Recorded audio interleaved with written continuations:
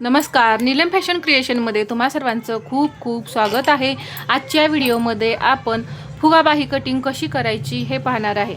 तर अस्तरवरती मी तुम्हाला फुगाबाही ड्राफ्टिंग जी आहे ते दाखवणार आहे आणि मेन कपडा मी नंतर ब्लाऊज कटिंग केलं की करेन, परंतु मी तुम्हाला इथं अस्तरवरती पूर्ण ड्राफ्टिंग जी आहे ते दाखवेन आणि त्याचं स्टिचिंग सुद्धा मी तुम्हाला दाखवणार आहे।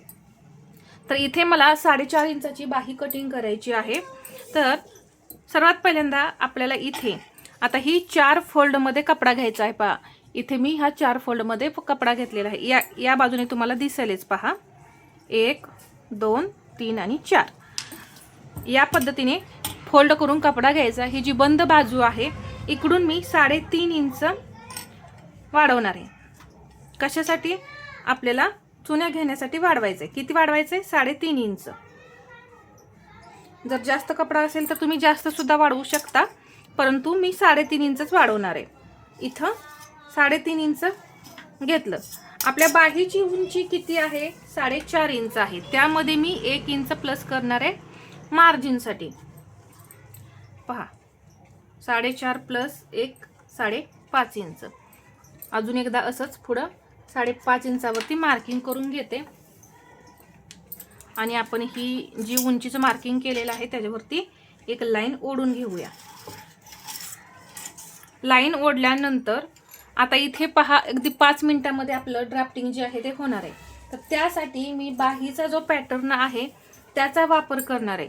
पहा इथे या पद्धतीने ही बाही जी आहे ती माझ्याकडे आहे 36 साईजची, तर ती मी वापरणार आहे। इथे आता हे जे चुन्यासाठी वाढवलेलं आहे ते सोडून तुम्ही या पद्धतीने ही बाही ठेवायची आणि आहे असं ड्राफ्टिंग करून घ्यायचे।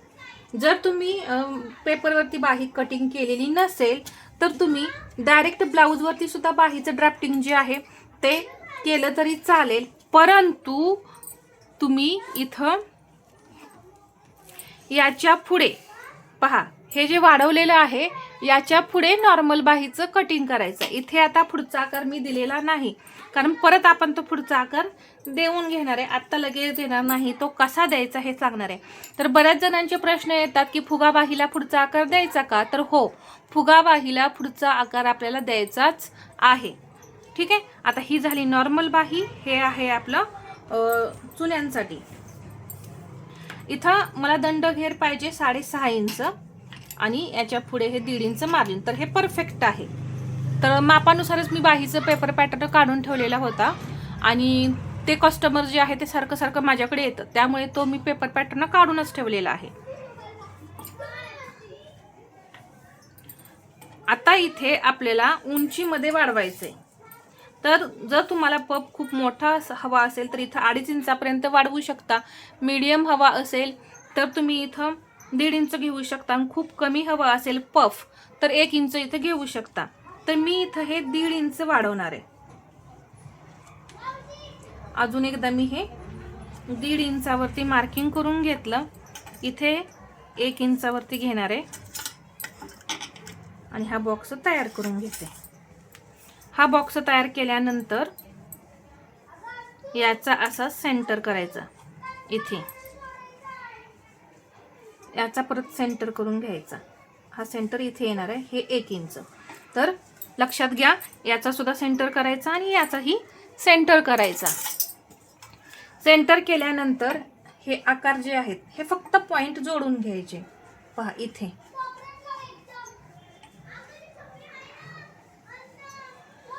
या पद्धतीने पहा हा जो आकार आहे तो इथे असा मी देऊन घेतला। या पद्धतीने हे पूर्ण आपलं वाढवून झालेलं आहे। तर लक्षात घ्यायचं, तुम्हाला जेवढं उंचीमध्ये जास्त पफ हवा असेल तर जास्त वाढवायचं, कमी पफ हवा असेल तर कमी वाढवायचं।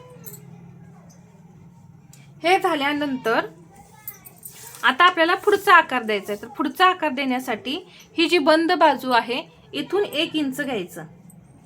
किती घ्यायचं? 1 इंच। आणि या 1 इंचापासून हा जो मुंडा घेराचा पॉइंट आहे आपला इथपर्यंत बरोबर, म्हणजे हा फिटिंगचा जो पॉइंट आहे इथपर्यंत असा टेप तिरका ठेवायचा आणि याचा सेंटर करून घ्यायचा। तर सेंटर येतोय इथे असा आणि या सेंटर पासून खाली मी घेणार आहे 1/2 इंच। लक्षात घ्या, फिटिंगचा पॉइंट ते इथे 1 इंच घ्यायचं मार्किंग आणि त्याचा सेंटर करून त्याच्या खाली अर्धा इंच घ्यायचं आणि हा आकार असा देऊन घ्यायचा. अगदी थोडा असाच आपल्याला हा आकार जो आहे तो देऊन घ्यायचा आहे, जास्त खोलगट असा नाही द्यायचा. पहा या पद्धतीने मी हा पुढचा आकार देऊन घेतला. पुढचा आकार दिल्यानंतर आता आपल्याला चुन्या टाकायसाठी कुठून मार्किंग करायचं आहे तर हे मी आधी सांगणार आहे. तर त्याआधी मी काय करते, आधी मार्किंग करूनच सांगते. तर चुन्या काय करतात कधी कधी इथूनच, आता एवढं वाढवलंय म्हटल्यानंतर याच्या पुढूनच चुन्या टाकायला सुरुवात करतात. परंतु इथे जेव्हा तुम्ही अशा ह्या चुन्या घ्याल पहा इथे, तेव्हा हा कपडा आपला इथं एक्स्ट्रा बनतोच. जवळपास 1 इंच 1.5 इंच तरी आपला हा कपडा जो आहे तो एक्स्ट्रा येतोच. त्यासाठी काय करायचं, एक्स्ट्रा होऊ नये यासाठी इथून पुढे 1 इंचावरती मार्किंग करायचं. किती इंचावरती? 1 इंच. आणि इथून ही 1 इंच. तर हे इथं मार्किंग आपलं आहेच. इथून सुरुवात करायची. बारीक बारीक एकदम छोट्या छोट्या अशा चुन्या घ्यायच्या. खूप छान असा हा पफ तयार होतो. पहा या पद्धतीने तुम्ही चुन्या घ्या, खूप छान असा पफ तयार होतो. तर इथे सुद्धा मी मार्किंग करून घेतलंय आणि इथे सुद्धा मी मार्किंग करून घेतलंय चुन्यासाठी. तर आधी हे कटिंग करून घेऊ. कटिंग करताना हा जो पाठीमागचा भाग आहे तो आधी आपल्याला कट करायचा आहे. आणि इथे हे या पद्धतीने, आणि हे फिटिंगचे जे पॉइंट आहेत यावरती नॉच देऊन घ्यायचा. पहा इथे एक मी नॉच दिला. हा जो सेंटर आहे इथे सुद्धा एक नॉच द्यायचा. इथं मी चुन्या स्टार्ट करणार आहे म्हणून इथे सुद्धा एक मोठा असा नॉच देऊन घेतला. इथे सुद्धा एक नॉच देऊन घ्यायचा आहे. तर तो पुढचा आकार कटिंग करून घेऊ आधी.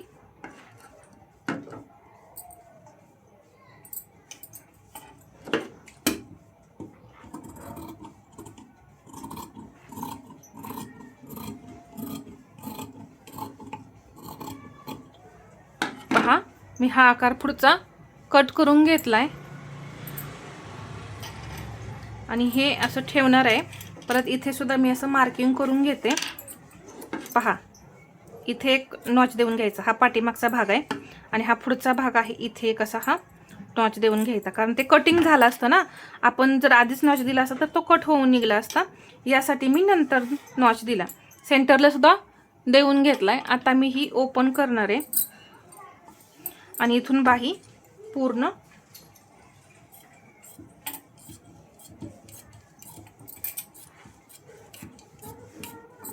अशी सेपरेट सेपरेट करून घेऊया.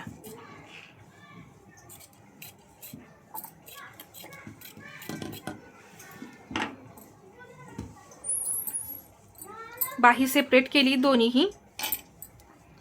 मेन कपड्यावरती मी नंतर कटिंग करून घेईन याचं, कारण आधी मला त्यावरती ब्लाऊजचे पार्ट ठेवायचे आहेत आणि मग कटिंग करायचं आहे. आणि राहिलेल्या कपड्यावरती आपण ही बाही ठेवणार आहे. तर हा आपला पुढचा भाग आहे. तर मी असं ही मार्किंग करून घेते. खूप सुंदर अशी फुगाबाही तयार होते. याचा स्टिचिंगचा सुद्धा व्हिडिओ मी लवकरच तुमच्याशी शेअर करीन. पहा एकदम परफेक्ट असं हे फुगाबाहीचं ड्राफ्टिंग कटिंग जे आहे ते झालेलं आहे. तर हा आजचा व्हिडिओ तुम्हाला कसा वाटला हे मला कमेंटमध्ये सांगा. आणि व्हिडिओ आवडला असेल तर लाईक करा, शेअर करा आणि असेच नवनवीन व्हिडिओ पाहण्यासाठी आपल्या चॅनलला सबस्क्राईब करायला विसरू नका. धन्यवाद.